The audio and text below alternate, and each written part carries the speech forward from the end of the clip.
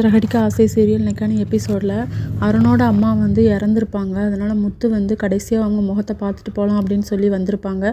அருண் வந்து வீட்டுக்குள்ளேயே அலோவ் பண்ண மாட்டார். எங்கள் அம்மா இறந்ததுக்கு காரணம் நீ தான், உன் ஃப்ரெண்டை வச்சு ஆக்சிடெண்ட் ஆகி கொன்னுட்ட, நீ உள்ளே வந்தேன்னு வச்சுக்கோயேன் அவ்வளோதான், நீ இங்கேருந்து போக மாட்டடா அப்படின்னு சொல்லி அண்ணாமலை சொல்லுவாங்க, இந்த டைமில் இப்படி பேசாதப்பா, கடைசியாக அவங்க அம்மா முகத்தை பார்க்கணுன்னு சொல்கிறான் அப்படின்னு சொல்லி, உங்கள் மேலே எனக்கு வந்து மரியாதை இருக்காது, நீங்கள் கெடுத்துக்காதீங்க அவனுக்கு சப்போர்ட் பண்ணி, நீ மட்டும் இப்போ இந்த இடத்த விட்டு போகலன்னு வச்சுக்கோ, இந்த இடத்துல இன்னொரு பணம் விழும் அப்படிங்கிற மாதிரி சொல்லிடுவாங்க.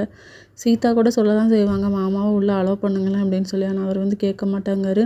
அதுக்கப்புறம் வீட்டுக்கும் வந்துடுவாங்க. இன்னொரு பக்கம் ஸ்ருதியோட அம்மா அப்பாவை காட்டுவாங்க.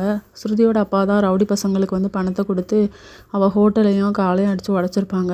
இது வந்து ஸ்ருதிக்கும் விஷயம் தெரிஞ்சிருமா, அவங்க வந்து அவங்க அப்பாவை பிடிச்சி திட்டுவாங்க. ரவியை வந்து நீங்கள் என் கூட நிரந்தரமாக பிரிக்கிறதுக்கு தான் அந்த வேலையை பார்த்துருக்கீங்க, அந்த நீத்துக்குள்ளே சேர்த்து வைக்கிறதுக்காக அப்படின்னு சொல்லி கோவத்தில் கத்திட்டு போயிடுவாங்க. அடுத்த சீனில் அண்ணாமலை வந்து அருண் வீட்டில் நடந்த விஷயத்த எல்லாத்தையுமே விஜயகிட்ட சொல்லிக்கிட்டு இருப்பாங்க. அவன் செஞ்சது கரெக்டு தான், மாதிரி இந்த கொலகாரனை அவன் வீட்டில் விடுவான் அப்படின்னு சொல்லி.